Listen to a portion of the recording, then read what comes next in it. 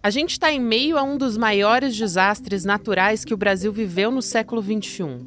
Se a gente levar em conta só o número de mortes, as enchentes do Rio Grande do Sul ficam entre os piores desastres dos últimos 30 anos, segundo a estimativa do Ministério de Desenvolvimento Regional. Especialistas concordam que esse não vai ser o último episódio desse tipo e estão alertando para a necessidade da gente se preparar. Até agora, o Ministério do Meio Ambiente e Mudança do Clima, encabeçado pela ministra Marina Silva, não parece ter assumido o protagonismo com relação às ações governamentais de enfrentamento da crise no sul do Brasil. Isso apesar da mudança de nome, que agora incorpora a preocupação climática, uma novidade anunciada pela Marina antes mesmo de assumir a pasta, em 2022.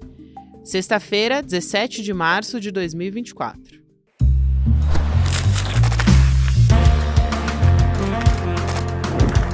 Sou a Gabriela Varela, esse é o podcast Detalhes, e aqui mais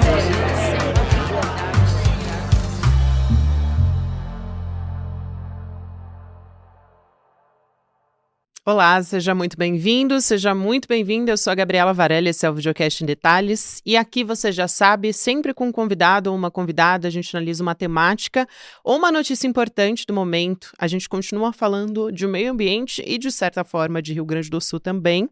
Hoje eu converso com um deputado estadual pelo PSB do Rio de Janeiro, Carlos Mink, sobre o papel do Ministério do Meio Ambiente na formulação de políticas públicas que previnam também catástrofes ambientais como essa que a gente está acompanhando agora no sul do Brasil. O Carlos Mink foi secretário do Meio Ambiente do Rio de Janeiro entre 2006 e 2008 e ministro do Meio Ambiente do governo Lula entre 2008 e 2010. Ministro, obrigada por aceitar nosso convite, seja muito bem-vindo ao ICL, ao Em Detalhes também. Secretário, deputado, né? Boa tarde, Gabriela. Obrigado pelo convite, parabéns pelo programa de vocês, pelo espaço democrático de qualidade. E estamos aqui antenados, claro, sofrendo e aprendendo com essa desgraça prevenível. Eu estou acompanhando o espaço do Ministério do Meio Ambiente, sou companheiro da Marina Silva, né? Acho que ela está falando coisas que tem que ver. A gente tem que pensar na questão nacional da catástrofe climática, não de forma pontual, mas de forma estrutural, né? Aqui no Rio, para você ter uma ideia, quando eu fui secretário, depois da desgraça de Petrópolis, e morreu até mais gente em 2011, nós fizemos mapeamento de risco para todos os municípios, todos da região serrana, da Baixada, Angra, Paraty, Noroeste. Depois do mapeamento de risco, encomendamos para a universidade planos de contingência. O que é isso? O que fazer? Então, que encostas refluir, que rios e canais desobstruir, dragar, né? Que casas relocar. Grande parte dos prefeitos fazia o quê?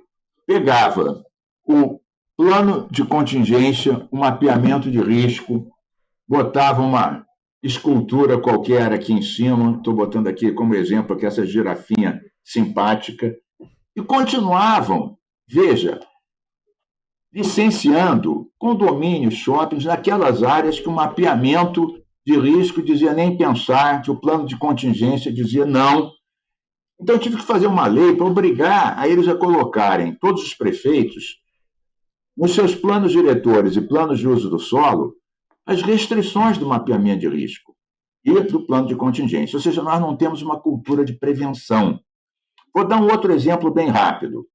Nós aqui no Rio, nossa equipe, entre 2009 e 2013, nós fizemos o plano para a Baixada Fluminense, Iguaçu, Sarapuí e Botas.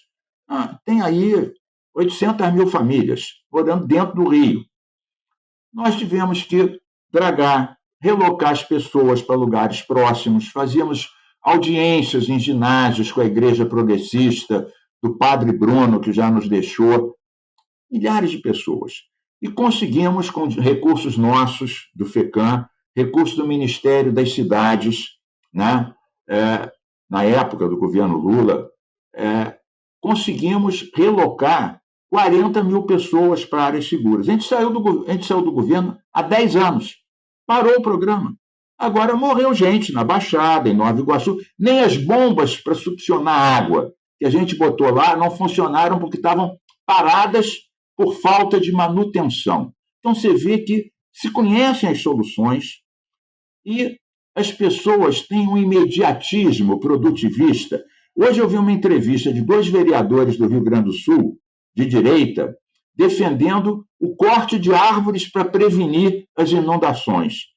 O que essa turma tem na cabeça? E continuam no Congresso Nacional 26 projetos antiecológicos. Será que essa turma não está vendo essa tragédia, não quer aprender com isso, quer continuar na mesma toada?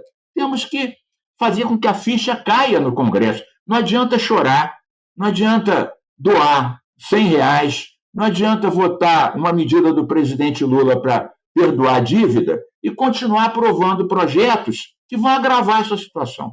Já que o senhor entrou nessa questão mais macro, daqui a pouquinho eu quero saber a respeito da demissão do Jean Paul Prats na Petrobras também, mas eu queria aproveitar para perguntar sobre o papel da ministra Marina Silva no meio ambiente. A gente teve, por exemplo, o presidente Lula, nessa última quarta-feira, indo até o Rio Grande do Sul, anunciando medidas de emergência para a população local, e a ministra Marina Silva, por exemplo, não fez nenhuma fala nesse evento, né? Esperava-se que ela tivesse um papel de protagonismo nesse momento, já que a gente está falando de uma catástrofe ambiental e que o Ministério do Meio Ambiente precisa estar ali ativo, ou pelo menos aparentemente para a sociedade e para a população, tendo esse canal mais direto. Eu pergunto se essa catástrofe que está acontecendo no Rio Grande do Sul agora, como é que o senhor está enxergando as medidas que estão sendo tomadas pelo governo Lula, ou se em alguma medida, eu já vi alguns especialistas usando esse termo até, e eu quero ouvir o senhor a respeito, está acontecendo algum tipo de negacionismo institucional, à medida que o governo continua caminhando no sentido da exploração dos combustíveis fósseis, por exemplo, da exploração do petróleo, ou ainda não deu nenhuma sinalização ao contrário disso.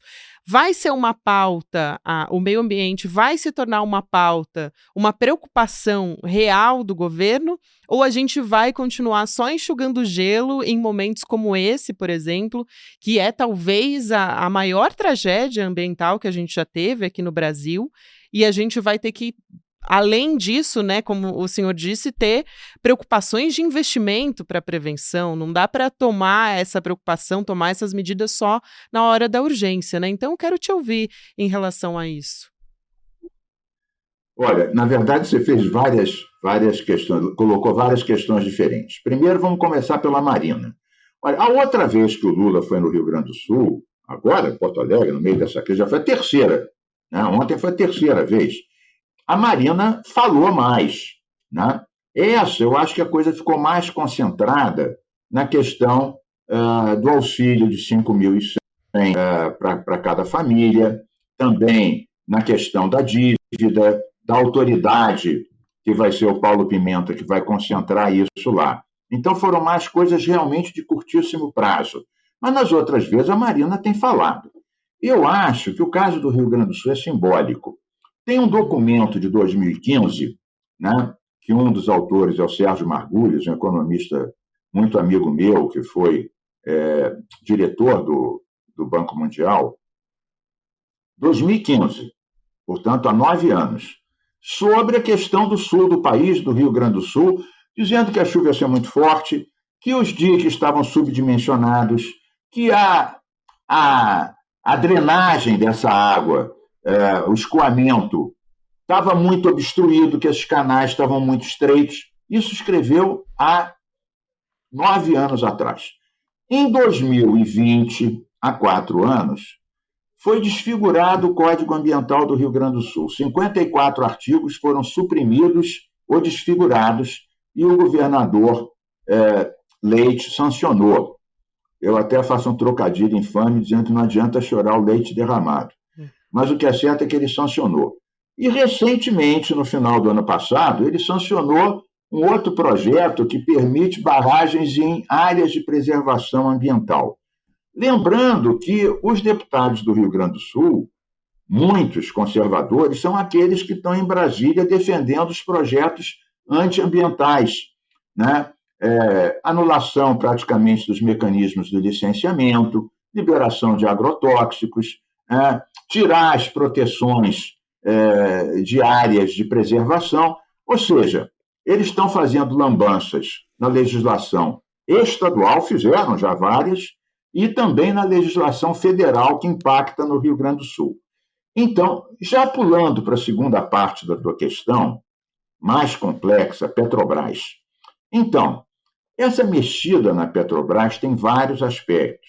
Tem a questão ligada ao desenvolvimento, aos investimentos, a componente nacional dos navios e plataformas.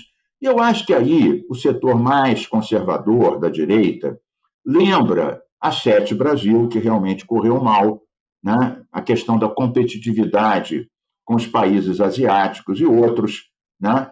Mas eu acho que essa contradição pode ser superada. Por que a gente tem que decidir entre ou ficar com uma tecnologia atrasada, não competitiva, e, portanto, os feitos aqui são mais caros, ou criar empregos em Singapura, na Coreia, em Taiwan?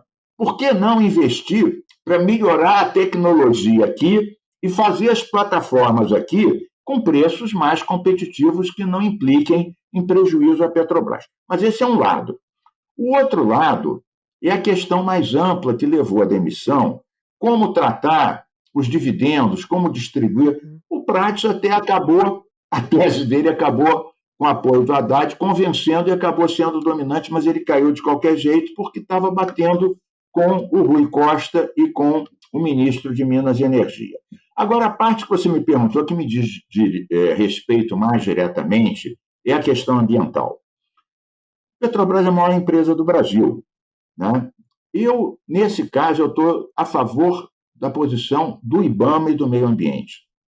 Eu acho que forçar a barra politicamente para eles licenciarem a exploração na margem oriental do Amazonas seria um erro terrível. Como é que o Lula quer ter um protagonismo, né? Quer fazer a COP30, né? O Brasil voltou, né? O Bolsonaro, que eu chamo de bolsovírus, foi o maior parceiro da Covid, isolou o Brasil de tudo, da cultura, do comércio, do meio ambiente, viramos um pária ambiental. E agora o Brasil voltou. Outra coisa, eu conheço, Gabriela, profundamente o escritório de licenciamento de petróleo e gás do IBAMA. Fica aqui no Rio de Janeiro, mas é nacional. São pessoas top de linha, todo mundo tem doutorado. Eu tive há pouco tempo na defesa de uma das teses de doutorado, o orientador foi até o Emílio Larovere da COP. Esse pessoal do escritório de petróleo e gás licenciou todos os poços do pré-sal aqui na bacia de Campos Macaé e na bacia de Santos. Vejam bem, se essa turma fosse xiita, que nem querem pregar na testa deles, não teria pré-sal. Foram mais de 500 poços do pré-sal licenciados por este escritório de petróleo e gás, que fica aqui no Rio e é top de linha, bacia de Campos Macaé, bacia de Santos. Então vamos simplificar que não dá para dizer que essa turma é xiita. Não teria pré-sal. Agora, não é só a ética do cuidado e da prevenção que a gente tem que ter. Uma área muito vulnerável. É a questão de o Brasil, que é a terra do sol, a terra dos ventos, a terra da biomassa. Nós queremos que o mundo avance na questão climática e a gente vai começar a explorar novos poços que vão, caso descubra, caso seja tecnicamente viável, vão começar a render petróleo daqui a 8, 9, 10 anos. Então, que senha a gente está dando para o mundo? Que é para valer ou não é para valer a nossa questão? Eu concluo essa resposta, Gabriela, dizendo o seguinte. Eu fui ministro do Lula. Travei 10 guerras dentro do governo, literalmente, com vários ministros, entre os quais o Stefanes da Agricultura, o Lobão de Minas e Energia e o Alfredo Nascimento dos Transportes. O Stefanes queria levar cana para o Pantanal, o Lobão queria fazer 80 térmicas a carvão e por aí vai. Dessas 8 guerras, 10, ao contrário, dessas 10 guerras, em 8, Lula e Dilma me deram razão e a posição do meio ambiente avançou. Criamos o Fundo Clima, o Fundo Amazônia, decreto de crimes ambientais, e o Brasil foi o primeiro país em desenvolvimento a ter meta de redução das suas emissões de carbono, em desenvolvimento. Os desenvolvidos já tinham metas no protocolo de Quioto. Cada uma dessas coisas eu tive que enfrentar outros ministros, dar argumentos. E o Lula gostou disso.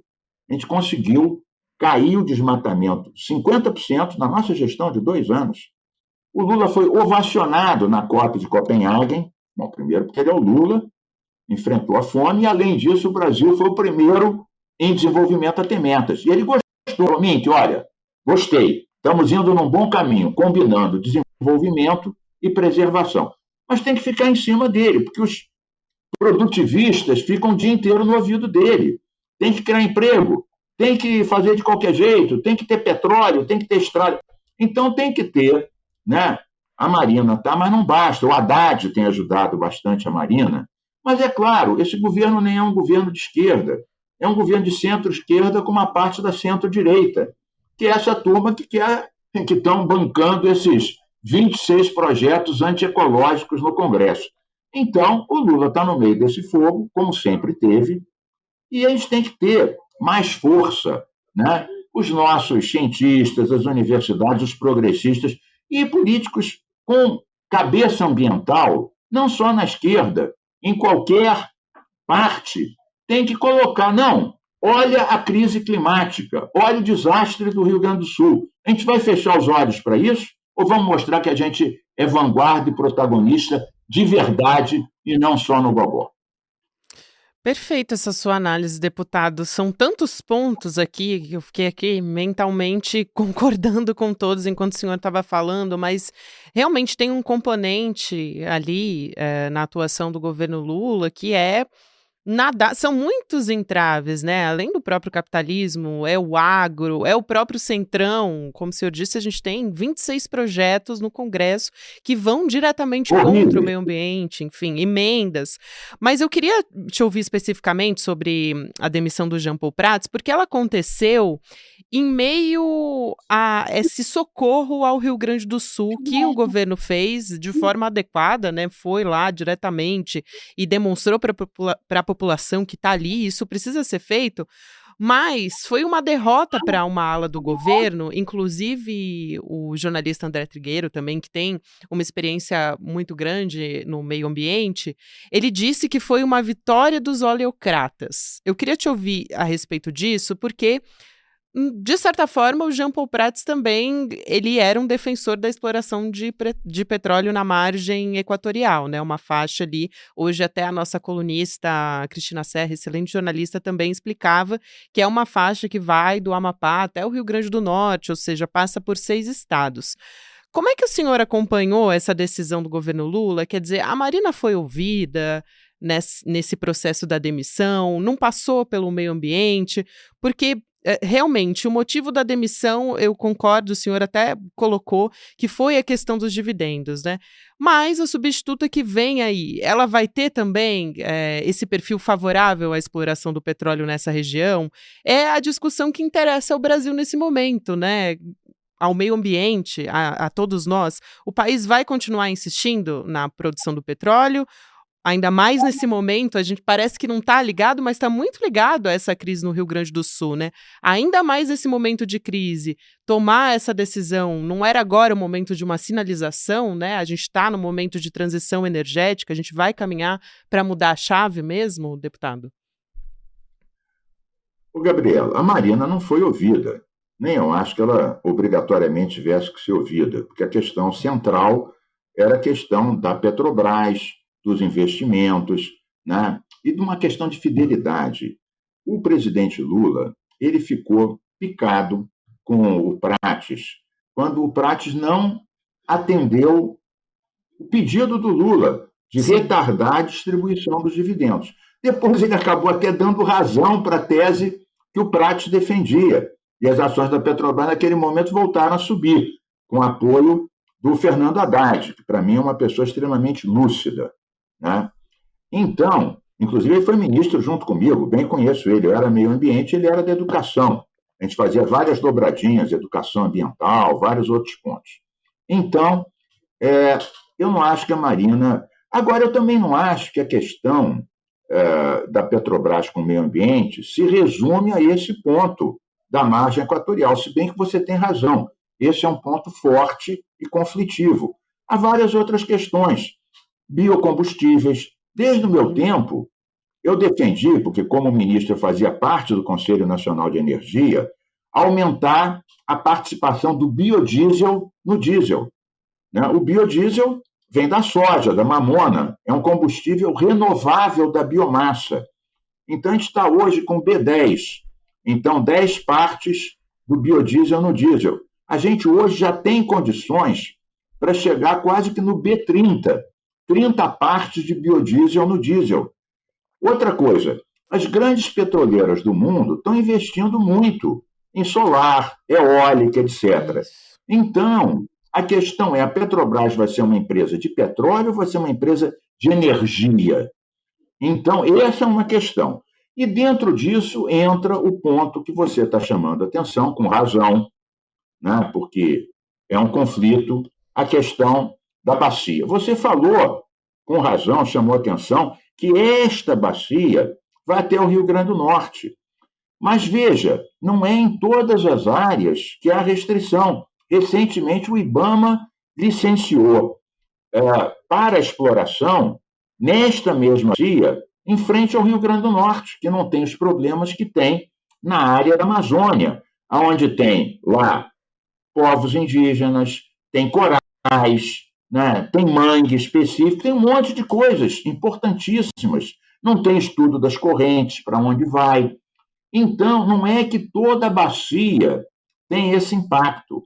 Aquela área tem esse impacto. Agora, há uma outra questão. Como vai ser a transição de uma economia baseada, em parte, no carbono? É bom que se diga que o Brasil tem uma matriz bastante limpa. 60% da nossa energia vem da hidroeletricidade, das águas. Então, nós, ecologistas, né, tirando um ou outro mais xiita da nossa área, nós não defendemos, tipo, vamos zerar o petróleo. A gente defende uma transição, investindo menos em petróleo, parar com carvão, investindo cada vez mais em energias alternativas e, no caso do diesel, no biodiesel. E no sistema de transportes, não ficar mais dependente de ônibus e caminhão que emitem carbono e voltar para ferrovia, para navios, ciclovia, metrô. Então, a gente tem que pensar isso globalmente. Não é a Petrobras que vai fazer a transição, é o Brasil como um todo. Então, a gente tem que apostar em menos carros e ônibus, em mais trem e metrô, porque é isso que faz a cidade mais humana, mais respirável e mais sustentável. Agora, a Petrobras pode e deve, né, alinhando no que o Lula e a Marina dizem internacionalmente, que o Brasil voltou para o meio ambiente, vai ser um grande protagonista, tem que pensar globalmente, não só na questão da exploração do petróleo na foz oriental do Amazonas, mas pensando globalmente. Eu acho que ainda há uma distância entre a intenção e o gesto. A intenção proclamada é maior do que os gestos que estão sendo feitos, sobretudo porque a gente tem uma pressão de setores que compõem o governo, claro, que sequer são de esquerda, muito menos ambientalistas. Tem gente que se diz de esquerda que também não é ambientalista. Agora, tem gente que é claramente antiambientalista, e vários desses teve ministro que pediu licença para ir votar lá a favor do marco temporal dos povos indígenas. Depois voltou para o ministério. Então, a gente está numa situação que o povo votou no Lula e fez um congresso reaça. O Lula tem que lidar com um congresso que é reaça e antiambiental. É uma situação dificílima que a gente tem que enfrentar com responsabilidade. Deputado, eu quero agradecer muito a sua presença aqui. A gente poderia ficar horas conversando, né? Porque são tantos entraves que é difícil até a gente conseguir conversar, contemplar isso em meia hora. Mas eu quero agradecer a sua gentileza, e os pontos que o senhor trouxe aqui foram fundamentais para a gente começar a discutir. E eu acho que esse é um ponto fundamental, né? A gente A ficha talvez tenha caído para a crise climática, mas o país precisa de muito mais. Como eu vi a opinião do Kennedy Alencar no UOL, eu acho que ele resumiu muito bem o momento que a gente está enfrentando. Eu quero te agradecer muito e te convido para uma próxima oportunidade a gente continuar conversando. Já está aceito, já está aceito. Eu que agradeço a você e mando aqui um beijo biodiverso e planetário para você e para os que nos assistem. Obrigada, deputado, para o senhor também. Até uma próxima. Um abraço grande. Até mais. Até. Gente, o Videocast em Detalhes vai ficando por aqui. Eu quero te lembrar que a gente vai ter um encontro.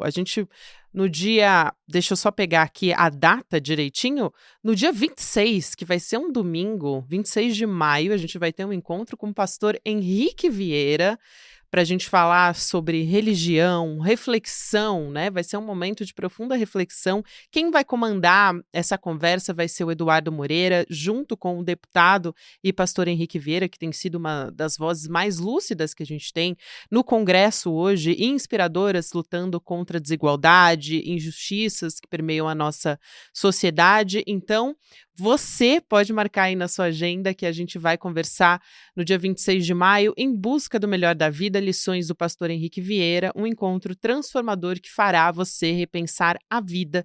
Então, para você participar dessa conversa, que vai ser online, gratuita e ao vivo, você acessa iclendetalhes.com.br, faz a sua inscrição para acompanhar às 8 horas da noite, um domingo. Não deixa de acompanhar, porque vai valer muito a pena essa conversa.